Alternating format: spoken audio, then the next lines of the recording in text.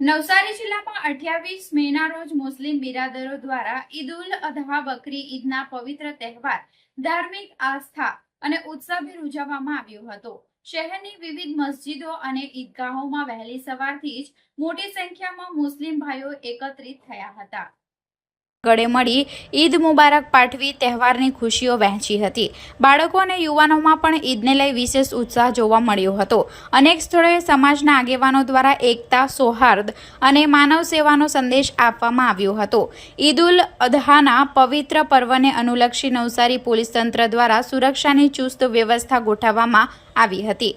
મુખ્ય ઈદગાહો, મસ્જિદો અને સંવેદનશીલ વિસ્તારોમાં પોલીસ બંદોબસ્ત તૈનાત રાખવામાં આવ્યો હતો।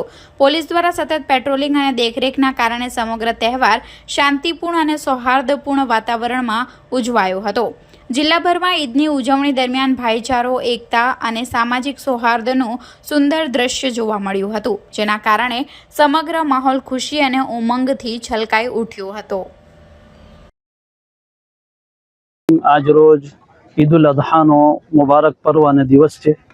એ દિવસે મુસલમાનો પોતાના પરવરદિગારની સમક્ષ તેના જ હુકમથી તેની બનાવેલી મખલૂકની કુરબાની પેશ કરે છે અને તેને ખુશ કરવા માટે અલ્લાહ તાલાના હુકમથી એક જાનવરની કુરબાની આપવામાં આવે છે। અમારો માન્યતા અને અકીદો એ છે કે આ પૂરી કાયનાત અને પૂરી સૃષ્ટિનું સર્જન કરનાર એક જ છે અને અલ્લાહ છે।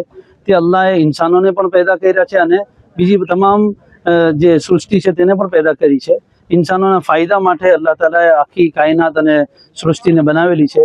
તે અલ્લાહના હુકમથી આજના દિવસે કુરબાની પેશ કરવામાં આવે છે અને એ ભાવના જગાવવામાં આવે છે કે જે અલ્લાહે પૂરી ઇન્સાન અને તમામ દુનિયાને સર્જન કર્યું છે તેના હુકમ પર પોતાની જાન, માલ, પોતાની આલ ઔલાદ બધી જ વસ્તુઓ કુરબાન કરવા માટે એક મુસલમાન તૈયાર રહે છે। એ જ આ ઈદનો ખાસ સંદેશ અને પેગામ છે।